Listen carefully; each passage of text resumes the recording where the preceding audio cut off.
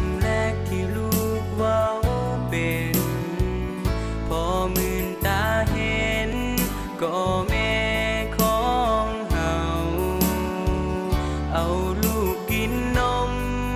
เจียลูกป้อนเข้าอ้อมกอดแม่เฮาสร้างบุญเหนือขนาลูกของให้แม่ฟ้าวอุ้มชูแม่เป็นครูสอนลูกอย่างเดินยามเจ็บไข้ใส่ใจบ่ได้มางเมินสุดเหลือเกินที่ได้บ่เท่าตักแม่อยากร้องดังๆว่าเฮาฮักแม่อย่ามัวแต่ปล่อยวันเวลาผ่านไปกอดแม่เฮา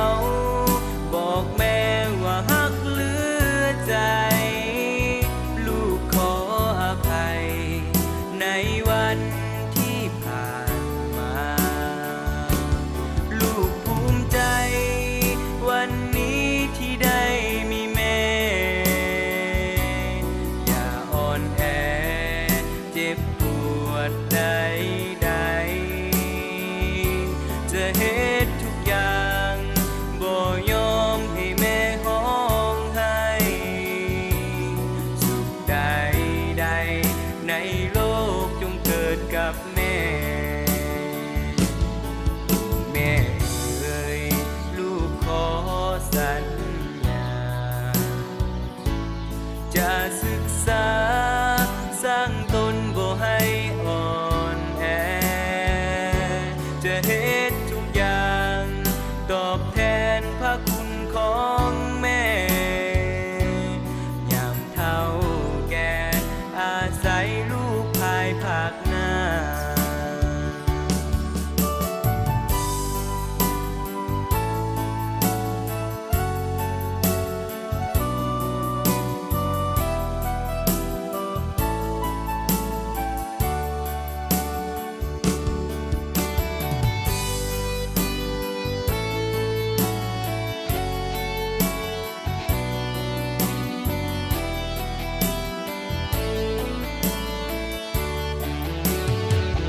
อยากร้องดังๆว่าเฮาฮักแม่อย่ามัวแต่ปล่อยวันเวลาผ่านไปกอดแม่เฮาบอกแม่ว่าฮักเหลือใจลูกขออภัยในวันที่ผ่านมาลูกภูมิใจวันนี้ที่ได้มีแม่อย่าอ่อนแอเจ็บปวดใดๆจะเฮ็ดทุกอย่างบ่ยอมให้แม่ห้องไห้สุขใดๆในโลกจงเกิดกับแม่แม่